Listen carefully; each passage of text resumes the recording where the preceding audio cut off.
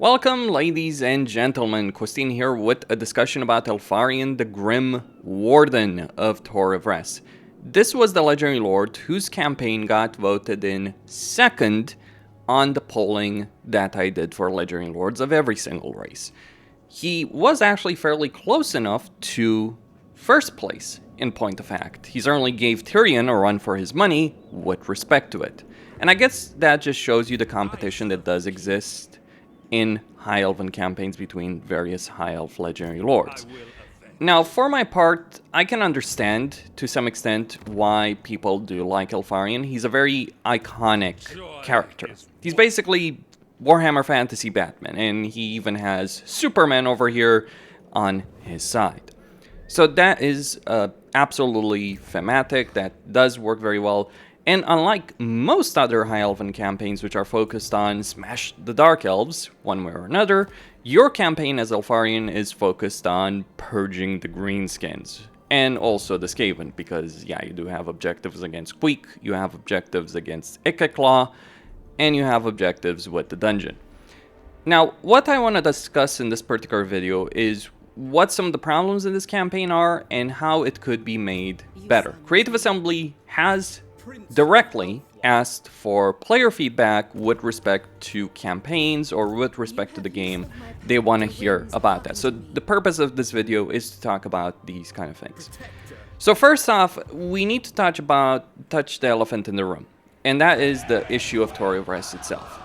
Keeping Tor of Rest is inherently the best option you can make in your campaign, because you can give it up for a bunch of growth, but giving it up for a bunch of growth is genuinely the worst decision you can make, because it will help you in the Battlelands in your campaign over here, but losing Tor of Rest means you're losing the unit capacity increases that Tor of Rest does give you for all of the Mistwalker units that you can get all the way up to tier 5, and crucially beyond that, not only are you losing the unit capacity, you're also losing the unit recruitment, because there are, of course, ways to recruit the Mistwalker units from other settlements, but the problem is, to even unlock this structure, you do need to get an upgrade over here through the dungeon of Athel Tamara, and then you need to construct it and use up settlement slots, which you would need for other things. So having the ability of recruiting these kind of units from Tor of Rest is very useful. The problem is while these units are obviously very solid, very strong, very good in virtually every way that counts,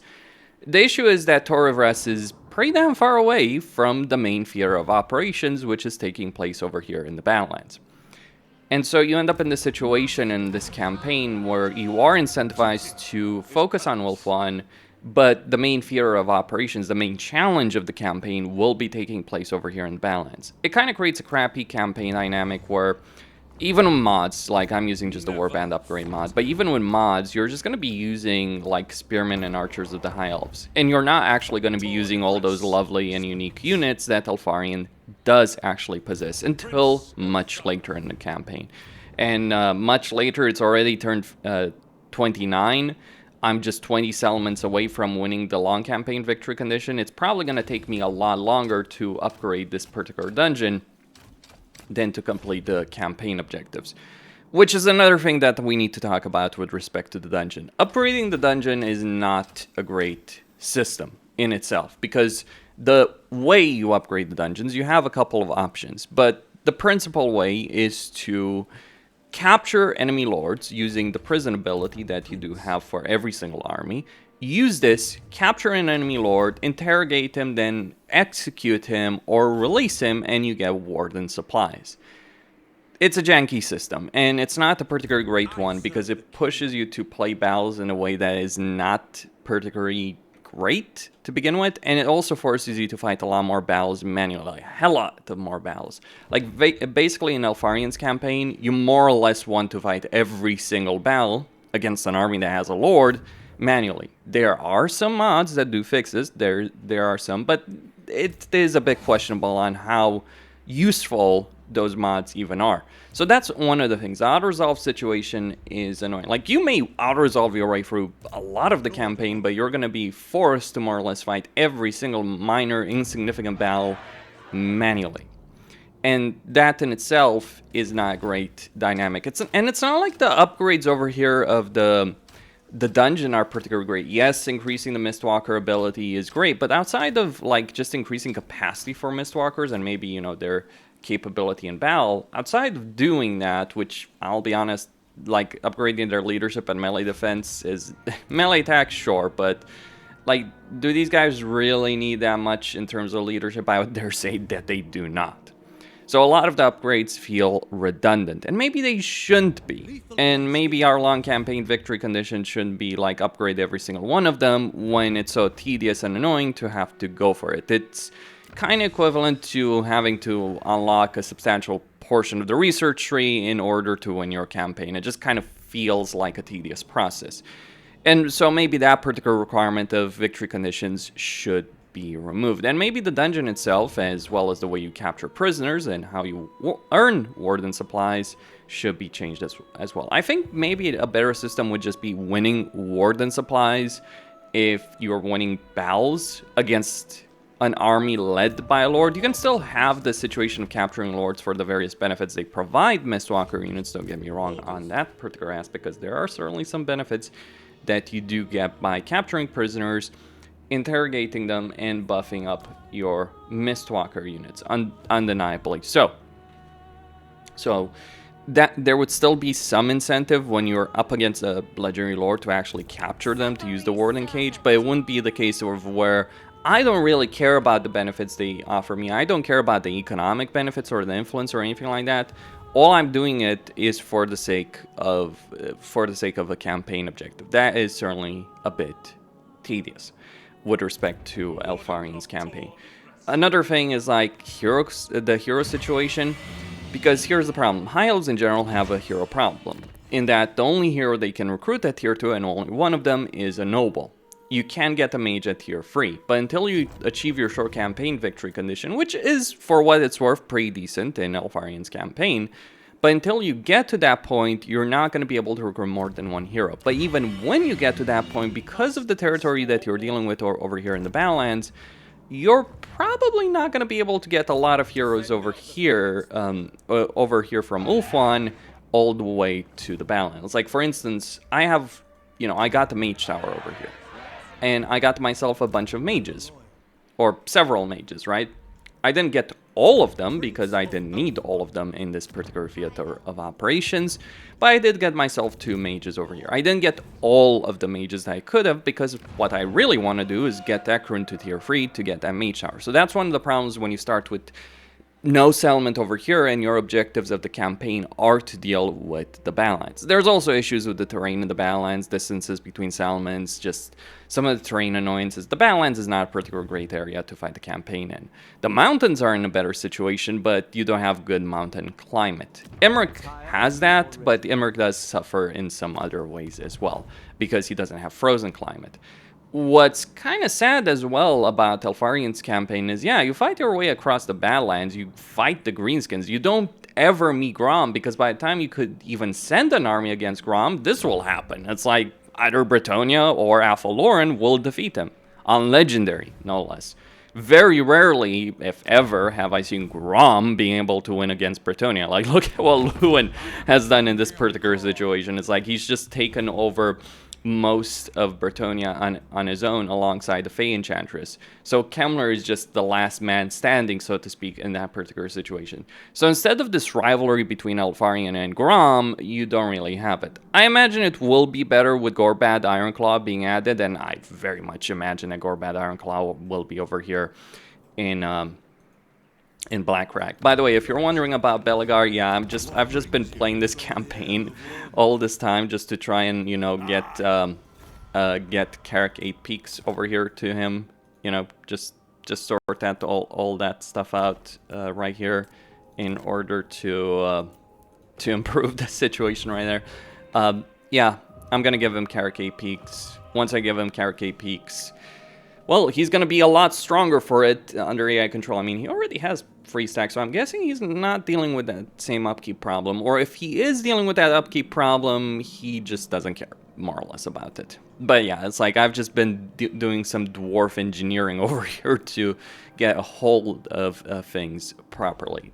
Some issues do come out of this, like for instance, I'm not sure if the dwarves do benefit from the legendary grudges if under a full AI control, because if I were to give all of this territory to the dwarves and then they wiped out Azag and Skarsnik, would they fulfill that under a grudge? And maybe they would, but would it really matter that much? Mind you, there is an objective to defeat Queek and Skarsnik, and that does increase their grudge seller capacity. It's just a thing to wonder about. But here's the thing, right? You run out of territory over here in the balance to actually conquer, because you can't take the mountains. You can go in the Darklands, for all that's worth, if you want to fight Grimgor. And look, you do have the ability of taking Zarnagrund. That is beneficial, but the problem is you end up being fairly limited in this area. And so what you're doing is you're ending up fighting Dark Elves again. Like, I think what Eltharion could benefit from is if his campaign was an actual journey. You start in Ulthuan, you secure Tor of Res, and then you hop on to deal with Grom, and then you're moving over here. Starting him in the Badlands, I understand the logic of Creative Assembly really wanting to push a diversity start, but I really think this campaign would be much better if you actually started in Wolf 1, or at least had the option of doing so, and slowly making your way there. It would give you a long-term objective as opposed to having this dual start where you're incentivized to do both things. Another thing to also mention about this dual start situation and why it actually sucks, it has to do with confederations of High Elves. I think we can all agree on the following perspective, that confederating other legendary lords is fun. It gives you more variety, it gives you more mechanics, it gives you more power, but it's just really a fun experience to have. Here's the problem though. High Elves are one of the most brutal races to get confederations going, unless you actually start in Wolf 1 and you focus on Wolf 1. It's not just the case, oh, I start with Settlement in Wolf 1. No, it's not enough. You need to start in Wolf 1 and focus on Wolf 1. You can get it done, but essentially here's the problem that comes up with High Elf factions. If you let them gain territory, like for instance Tyrion took Calador, Alariel took Nakari out, all that kind of stuff, and I had to sell Kotik in order to even get the full control of Nagaryth. If High Elves gain, if High Elf factions... If Wolf 1 is split between different High Elf factions, if you don't have an overwhelming level of control of Wolf 1, then what is going to happen is it's going to be much harder to confederate. Basically, with High Elf factions, you need to have a lot more territory than them, and specifically you need to have more territory in Wolf 1. Now, I'm not entirely certain about that, but essentially you get things like Guardian, and I think like Guardian is really applicable to Wolf 1. So the more of Wolf 1 you have under your control, the easier it will be to confederate. For instance, I've tried cheesing my way, like I've tried everything possible, for instance, to confederate Safri. I haven't been able to do it. The reason I haven't been able to do it is you can only pull it off if you have a lot of territory under your control. So that does mean that eventually confederations will happen naturally, but in a longer term. Problem is, if you're not focusing on Wolf 1, which is kind of against your campaign goal, maybe this is something Creative Assembly should change, it's just going to be a lot harder to get any of the other legendary lords. And that does affect this campaign. So if we're looking at this campaign from a short-term perspective, it suffers because you can't use the awesome units that Eltharion does have, and he can recruit if he started in Horrorverse. He just doesn't have that in the Badlands. In a long term, you're screwed over from the perspective of confederations. So either way, this camp and climate, and unless you're going in the Darklands, and even then you will still suffer limitations. So I guess CA does need to decide. Like, I would be willing to trade frozen climate for Eltharion if I could get temperate climate. I think that would genuinely improve his campaign. I think like it would be a much better experience. I've tried playing this campaign numerous times to enjoy it. I do like the character. I think a lot of people like the character. That's reflected in the polling. But I just don't think in quite a few ways his campaign works. But let me know what you guys think. Maybe it's just a better campaign to play with the climate change mod that removes the penalties. What do I know about that? I think it's just a better campaign if Eltharion literally started in here. Because then you deal with Grom early on and then deal with other objectives, right? Sort all of that, deal with Ikeclaw. That might just be genuinely a better campaign experience. You would have to change the victory conditions, but that's where I stand. Costin signing out. Don't forget to subscribe, like, and enable notifications, and stay tuned for more. And I'll see you next time.